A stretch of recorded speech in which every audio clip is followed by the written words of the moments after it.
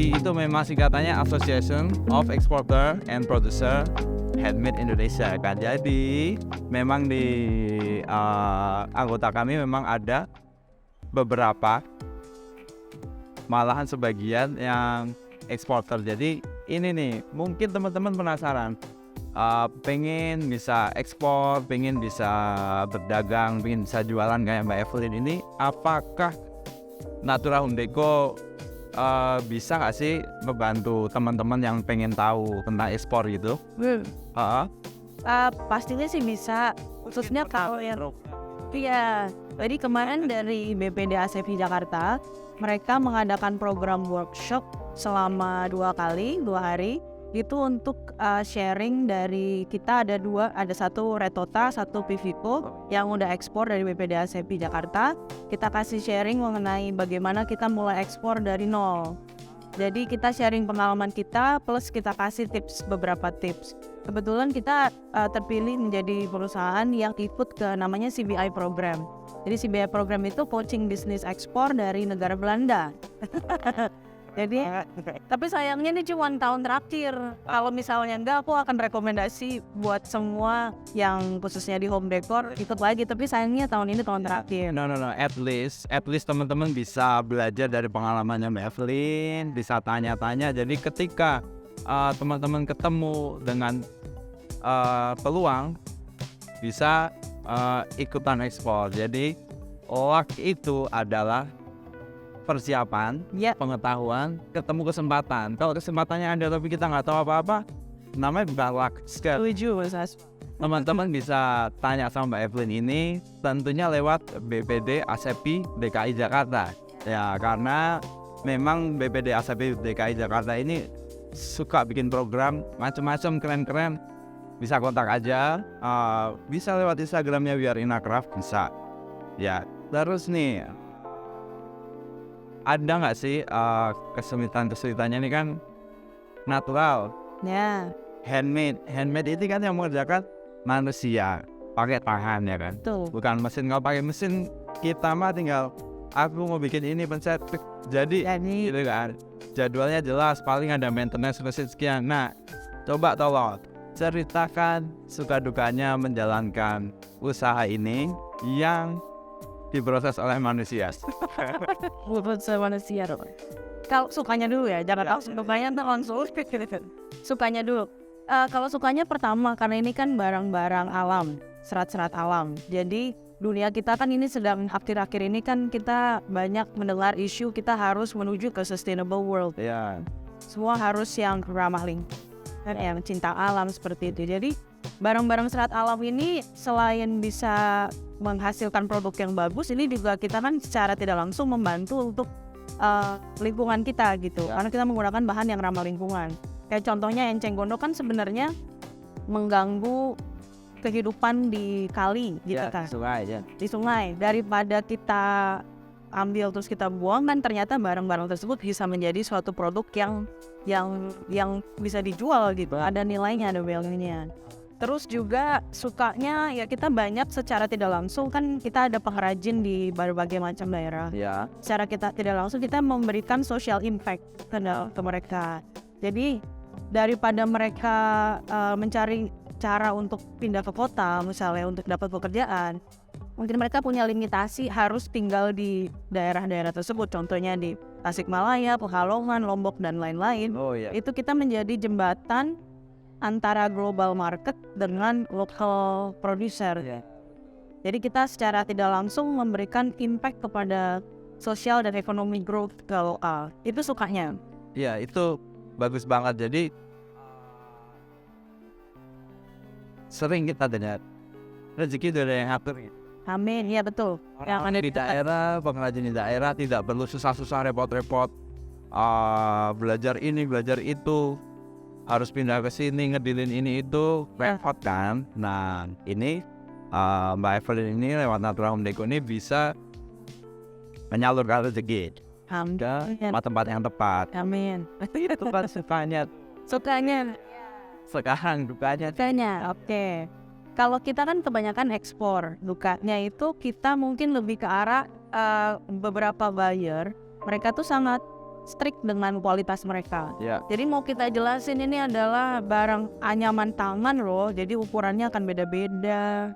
Terus juga bentuknya akan sedikit beda-beda. Kayak contohnya tudung saji ini kadang landai, kadang tinggi. Itu kan tergantung dari penganyamnya gitu. Nah, kita tantangan ya, aku sebutnya tantangan aja ya. Tantangannya adalah bagaimana kita bisa mengkomunikasikan itu dengan buyer. Yang kedua juga harus menjaga kualitas itu gitu. Ya.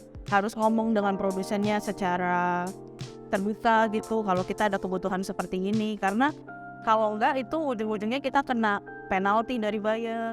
Kita di reject, kita nggak dibayar gitu. Nah itu mungkin tantangannya di situ gitu. Yeah. Tapi bisa kok ada kok cara agar kita gimana bisa ada di tengah-tengah gitu. Buyer tidak terlalu strict karena kita jelasin dari awal. Yang penting komunikasinya dari awal.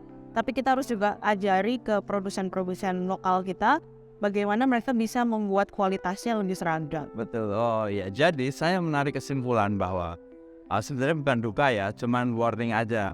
Tidak semua pengrajin bisa mengerjakan sesuatu yang tepat buat customer. Yes. Harus mau nurut, harus mau belajar, harus benar-benar komitmen sama Kualitas yang mau yang dipengenin sama customer gitu ya kan. Yang kedua adalah ini sangat penting sekali bagi brand ataupun produser yang mau ekspor untuk mengetahui seluk-beluknya. Yang paling penting adalah koordinasi. Koordinasi tidak akan terjadi tanpa komunikasi yang baik. Betul. Jadi yang saya sering dengar ini kalau pengrajin-pengrajin di daerah tuh, oke ini baik, kita order ya udah DP, tahu-tahu di kontak ngilang ya kan. Kadang deh begitu, Mbak pernah ngalamin gitu nggak? Iya. Nah makanya sampai didatengin mas, kita datengin. makanya sebenarnya itu ya tantangan tadi itu ya Pak ya, untuk berkomunikasi yang baik kita harus tahu ke orang daerah ini bagaimana dan ke buyernya gimana. Betul. Untuk menyebutkan segala spesifikasinya di depan dan toleransinya kita harus sebutin di depan. Nah itu salah satunya kalau teman-teman pengen ekspor, pengen jadi jago ekspor, harus jago-jago komunikasi juga. Jangan cuman pengen enaknya aja lalu aku ekspor nih. Yang penting kirim gitu, jangan kayak. Tahu-tahu sampai sana di reject, pusing ya. Yang kedua juga ini mas, komitmen service. Jadi komitmen waktu. Kalau misalnya dia udah mau order, misalnya berapa ratus pieces, kan mereka tanya bisa dikirim kapan. Jangan kita kayak berani ambil resiko tanpa ada plan di belakangnya. Karena itu memang penting banget. Kalau misalnya dia dibilang April kirim ya harus April kirim. Dan menjaga kualitas itu penting. Kalau nggak nyampe sana yang penting asal kirim, nyampe sana dibuka ternyata barangnya tidak sesuai kualitas, lama-lama kita nggak bisa menjalin relasi yang baik dengan buyer kita. Ya, saya itu baru mau tanya tips dan triknya, ternyata udah dikasih semua sama Mbak Evelyn. Baik hati banget Mbak Evelyn ini ya. Cepetan ya. Nggak apa-apa, keren. Intinya berarti masih banyak lagi tips dan trik dan cara-cara yang tertulis maupun tidak tertulis yang bisa ditanyakan ketika teman-teman ingin belajar atau ingin menjadi eksportir. Ya. Nah, oh iya Mbak Evelyn, boleh tahu akun Instagramnya biar teman-teman bisa follow? Oh ya boleh. Bisa. Akun Instagram kita di Natura Home Deco. NATURAHOMEDECO ya. Natura Home Deco huruf kecil semua. Tolong di follow ya teman-teman ya. Ya bisa juga. Mbak saya lihat live photograph-nya nih. Saya mau tanya-tanya. Silakan. Monggo. Mbak Evelyn orangnya baik hati sekali. Tenang aja. Siap melayani. Oke. Siap melayani. Baik, satu pertanyaan terakhir. Oke. Kita sama teman-teman di sini semuanya dan yang ada di rumah yang lihat streaming juga, yang lihat live IG, boleh nggak minta motivasinya supaya kita bisa ekspor seperti Mbak Evelyn? Oh, oke. Motivasinya ya. Oke. Pertama, potensi marketnya masih besar. Ini saya ngomongnya ke sektor home dekorasi rumah ya. Mungkin kalau sektor fashion atau jewelry aku kurang paham. Tapi kalau yang dekorasi rumah itu demand-nya masih besar. Oke. Jadi kemarin kita habis pameran di Jerman, memang tahunan pameran. dan itu peminatnya masih tinggi untuk handmade, dari serat alam, dari basket, aksesoris meja, pokoknya keseluruhan dekorasi rumah peminatnya masih tinggi. Indonesia itu udah dianggap negara yang berkembang dari sisi ekspor barang-barang kerajinan khususnya dekorasi rumah. Ya. Saingan kita memang ada kayak Vietnam, Bangladesh, tapi Indonesia punya keunikan juga gitu. Betul, kita kan beraneka ragam. Beraneka ragam, materialnya juga banyak, dan juga tenunannya dari segi desain juga kita punya potensi di situ. Terus yang kedua juga dengan tadi sustainable world. Jadi kayak semua buyer itu sekarang mulai beralih ke yaitu bahan-bahan yang ramah lingkungan dan lain-lain. Betul. Kalau kita bisa mengkomunikasikan itu dengan baik, kita bisa memberikan story dari barang-barang kita, ada cerita di balik barang-barang kita, itu bisa masuk gitu, bisa strong point-nya di situ. Iya. Tuh. Iya. Dan Iya. memang kalau ekspor itu kalau ada volume, ini biar pada semangat ya. Kalau misalnya ekspor yang dapat retail atau yang cukup besar, mungkin kita mulai dari yang kecil-kecil dulu, tapi kalau kita dapat yang retail cukup besar dan kita bisa menjalin komunikasi dan komitmen yang bagus, itu akan terus. Jadi kita ada satu buyer yang dari udah 10 sampai 12 tahun. Dan dia kayak terus, memang kita harus tawarkan produk baru, tapi kurang lebih dia akan, kalau udah deket dia akan terus lagi ordernya, tambah lagi, akan variasi yang baru lagi gitu. Jadi nggak apa ya, ini bukan sunset, ini sunrise business gitu. Berarti seperti yang banyak orang khawatirkan itu, tahun 2023 ini kan disebutnya reses. Iya. Katanya anti-rizik. Ternyata dari pelaku usahanya sendiri, ini sunrise, kita masih bisa. Masih positif.